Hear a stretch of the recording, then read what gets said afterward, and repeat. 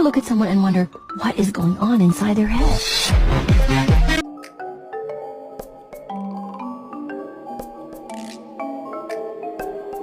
I think I like this. Dad, come here. Come. Come.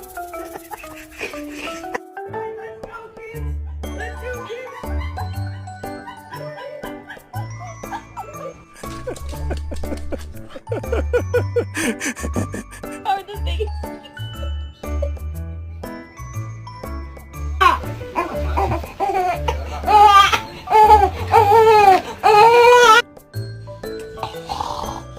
Please stop. Okay.